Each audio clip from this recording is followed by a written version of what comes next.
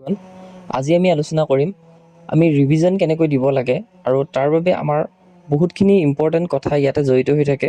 কাৰণ আপুনি যেতিয়া প্ৰিপাৰেশ্যন কৰে তেনে ক্ষেত্ৰত যেতিয়া আপুনি ষ্টাডি টেবুলত বহে তেতিয়া কি হয়, আপোনাৰ বিভিন্ন ধৰণৰ চিন্তা মনলৈ আহে আৰু লগতে পঢ়াটো থাকি যায়। অৰ্থাৎ যিটো পঢ়িবলৈ সেইটো ভাবোঁতে আপোনাৰ বহুতখিনি সময় নষ্ট হৈ যায়।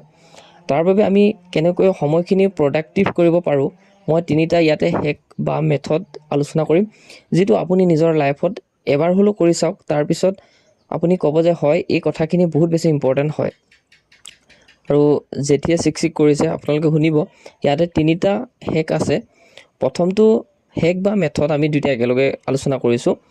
প্ৰথমটো মেথড হৈছে, যদি আপুনি প্ৰিপাৰেশ্যন কৰাৰ সময়ত আপোনাক বহুত ধৰি লোৱা বাহিৰৰ যিটো নইজ হয়, নইজটোৱে আপোনাক ডিষ্টাৰ্ব কৰে বা ঘৰৰ মানুহে কেতিয়াবা কিবা এটা কামত মাতে, তেতিয়া আপুনি যাব লগা হয়। বা কেতিয়াবা ভিতৰলৈ পানী আনিবলৈ যায়গৈ, পানী খাবৰ কাৰণে, কেতিয়াবা কিবা এটা খাবলৈ যায়গৈ, কেতিয়াবা ইমাৰ্জেঞ্চি দৰকাৰ হ'ল তেতিয়া যাবগৈ লগা হয়, বা কেতিয়াবা ইমাৰ্জেঞ্চি নহ'লেও আমি বাহিৰত যাব লগা হৈ যায়। এতিয়া প্ৰথম মেথডটো হৈছে, আপুনি কি কৰিব, যিটো পম'ডোৰ ক্লক বুলি কয়, অৰ্থাৎ ঘড়ীটো মই আপোনালোকক দেখুৱাই দিছোঁ। এই ঘড়ীটো আপুনি এটা টাইম ছেট কৰিব, অৰ্থাৎ আপুনি 3 ঘণ্টা পঢ়িম বুলি ভাবিছে, সেই 3 ঘণ্টাটো ছেট কৰিব তাতে ক্লকটোত। তাৰপিছত যেতিয়া টাইমিং ষ্টাৰ্ট হ'ব, তেতিয়া আপুনি পঢ়াত যেতিয়া বহিব, তেতিয়া কি হ'ব, আপোনাৰ সেই টাইমিংটোৰ ওপৰত নিৰ্ভৰ কৰি আপুনি গৈ থাকিব প্ৰিপাৰেশ্যন কৰি। সেই টাইমিংটো চলিত হৈ থাকিব বা কণ্টিনিউ চলি থাকিব যেতিয়া টাইমটো, সেই টাইমটোক আপুনি ষ্টপ কৰি বাহিৰত নাযাব। যিটো আপুনি টাৰ্গেট ল'লে 3 ঘণ্টা বা 2 ঘণ্টাৰ, সেই 2 ঘণ্টা বা 3 ঘণ্টাৰ টাইমটো ৰানিং হৈ থাকিব দিব। কাৰণ তাক ষ্টপ কৰাৰ লগে লগে আপুনি নিজকে কি কৰা হ'ব, ডিফিট কৰা লিখীয়া হ'ব। গতিকে টাইমিংটো চলি থাকিব আৰু সেই টাইমিংটো ডিমাণ্ডত আপুনি চলি থাকিব, প্ৰিপাৰেশ্যন কৰি থাকিব। আৰু যেতিয়া সেই কামটো যেতিয়া কমপ্লিট হ'ব বা টাইমটো যেতিয়া কমপ্লিট হ'ব, বা আপুনি যিটো টাস্ক লৈ পিনে মনত কাম কৰিছিলে, সেই টাস্কটো যেতিয়া কমপ্লিট হ'ব, তেতিয়া আপোনাৰ এটা হেপিনেছ আহিব, মনৰ পৰা এটা হেপি আহিব, মাইণ্ডত হেপি লাগিব যে হয়, মই এই টাৰ্গেটটো কমপ্লিট কৰিলোঁ। সেইকাৰণে এই যিটো ক্লক দিছোঁ মই, এই ক্লকটো আপুনি নিশ্চয়ভাৱে পাব। 150 টকামান লয় বা 175 টকামান লয়, অনলাইনতে অৰ্ডাৰ দিব পাৰে। যিটো মই ইয়াতে আপোনালোকক দেখুৱাই দিছোঁ, আপোনাৰ আগত শ্ব' হৈ থাকিব ডেছক্ৰিপশ্যনত। এইটো আপুনি ল'ব এজন ষ্টুডেণ্ট যদি হয়, এবাৰ ট্ৰাই কৰি চাওক। মোৰ কথা শুনি পিনে আপুনি বহুতখিনি গম পাব যে হয়, এই কথাখিনি। দ্বিতীয়টো মেথড হৈছে, আমি যেতিয়া ৰাফ কপি লওঁ, সকলোৱে আমি ৰাফ কপি লওঁ। মই আগতে এইটো ভুল কৰিছিলোঁ। ধৰি লওঁ আমি 10 টকীয়া যিবিলাক বহী হয়, তাৰে একেলগতে আমি বাণ্ডেল হিচাপত কিনি লওঁ 10 টকীয়া ৰাফ কপি। সেই ৰাফ কপিটো আমি কি কৰোঁ যে, তাক আমি ইমান বেছি ইম্পৰ্টেণ্ট নিদিওঁ, কাৰণ 10 টকীয়া ৰাফ কপি হয়। গতিকে যিমান লিখিলেও মোৰ শেষ নহয়, কাৰণ মোৰ লগত এক বাণ্ডেল আছে। গতিকে মই যিমান পাৰোঁ সিমান লিখি থাকিম, এনেকুৱা ধৰণৰ মাইণ্ডত এটা কি হৈ যায়, থাকি যায়। তেতিয়া আপুনি সেই মাইণ্ডটোক দুৰ্বল কৰা লিখীয়া হ'ব। অৰ্থাৎ 10 টকীয়া বহিহে, গতিকে মই প্ৰিপাৰেশ্যন যেতিয়া কৰিম, এনেকুৱা 10 টকীয়া বহি মোৰ লগত 20খন আছে, যিমান পাৰোঁ সিমান লিখিম। তেতিয়া মাইণ্ডটোক ডিফিট কৰা লিখীয়া হয়।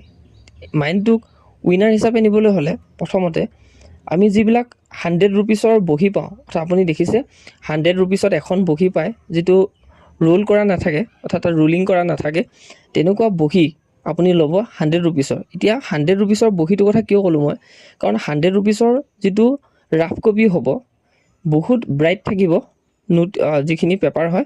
লগতে আপোনাৰ মনত এনেকুৱা হ'ব যে মই 100 ৰুপিছৰ বহীখনত ৰাফ কপি বনাইছোঁ, ইয়াক মই বেছি ৱেষ্ট কৰিব নোৱাৰোঁ, যিখিনি পঢ়িম একদম ভালকৈ ৰিভিজন কৰিম। আৰু এনেকুৱা এটা হ'ব যে সেই ৰাফ কপিটোৰ এটা চুকো আপুনি এৰি থৈ নাযায়, তেতিয়া মাইণ্ডটো ফুলফিল হ'ব। যদি আপুনি কি কৰে যে 10 টকীয়া ৰাফ কপি এটা ল'লে, ৰাফ কপি আপোনালোকৰ বহুত বেছি আপোনাৰ লগত আছে, তেতিয়া আপোনাৰ মাইণ্ডটো কি হ'ব, মাইণ্ডছেটটো বহুত বেছি বহল হৈ যাব যে মোৰ লগত বহুত বেছি ৰাফ কপি আছে, মই যেনেকৈ পাৰোঁ, যিকৈ পাৰোঁ, যেনেধৰণে পাৰোঁ মই ৰিভিজন কৰি থাকিম। এনেকুৱা ধৰণৰ মাইণ্ডছেট আহি যাব। তেতিয়া বহল মনৰ যেতিয়া হৈ যাব, মাইণ্ডটোৱে সদায় কিবা এটা নহয় কিবা এটা নতুন বিচাৰি থাকে। যেতিয়া বহল মনৰ হৈ যাব, তেতিয়া সকলোখিনি কাম কিন্তু কমপ্লিট নহয়। যেতিয়া কোনোবা এটা বস্তু নাটনি হ'ব, অৰ্থাৎ যিটো 100 ৰুপিছৰ ৰাফ কপিটো যেতিয়া ল'ব, আপোনাৰ মনটো ঠেক হৈ আহিব। কিন্তু তেতিয়া আপুনি ভাবিব যে লিমিটেড মোৰ লগত বহি আছে, গতিকে লিমিটেড মই ৰিভিজন দিম, যিটো ৰিভিজন একদম ভাল হ'ব। এইটো আছিলে 2 নম্বৰ হেক। আৰু 3 নম্বৰ হেকটো আছিলে, আপুনি টাইম টেবুল নবনাব যে মই আজি এইটো পঢ়িম, কিন্তু আপুনি শোৱাৰ আগত যেতিয়া আপুনি শুবলৈ ল'ব, বিচনাত যাব, তেতিয়া আপুনি ভাবিব আজি মোৰ এইখিনি কাম থাকিলে, মই ৰাতিপুৱা এইখিনি কৰিব লাগিব। তেতিয়া আপুনি যেতিয়া বহিব তেতিয়া মনক সুধিব, নিজৰ মাইণ্ডক সুধিব যে মই আজি কি পঢ়িম, কি মুড হৈ আছে আজি, সেইটোৰ পৰা ষ্টাৰ্ট কৰিব আৰু ইজি ছাবজেক্টটো ফাৰ্ষ্ট ল'ব। তেতিয়া আপোনাৰ প্ৰিপেৰেশ্যন লেভেলটো বহুত বেছি ভাল হ'ব। এই তিনিটা মেথড যদি আপুনি এপ্লাই কৰে, ফাৰ্ষ্টটো হ'ল ক্লক ল'ব। ক্লকটো বহুত বেছি ইম্পৰ্টেণ্ট। ক্লকটো যেতিয়া ল'ব আপোনাৰ টাইম ৱেষ্ট কেতিয়াও নহয়। বেলেগে মাতিলেও আপুনি যাব মন নাযাব, কাৰণ আপুনি টাইমৰ লগত টাৰ্গেট কৰি চলি আছে। 2 নম্বৰটো হৈছে ৰাফ কপি কম দামী নল'ব, 100 ৰুপিছৰ ল'ব। লাগিলে আপোনাৰ যদি পইচা আছে 500 টকীয়া ৰাফ কপি এটা পায়, সেই ৰাফ কপিটো ল'ব। মই ডেছক্ৰিপশ্যনত দি দিম যিটো ভাল হয়। আৰু সেই ৰাফ কপিটো ল'লে আপুনি লিমিটেড ল'ব আৰু দামী ল'ব, অৰ্থাৎ কম দামৰ নল'ব 10 টকীয়া। কাৰণ যেতিয়া মই এইখিনি ক'লোৱেই, যেতিয়া আপুনি মাইণ্ডছেটটোক লিমিটেড কৰিব তেতিয়া আপুনি তাত প্ৰডাক্টিভ বেছি দিব পাৰিব।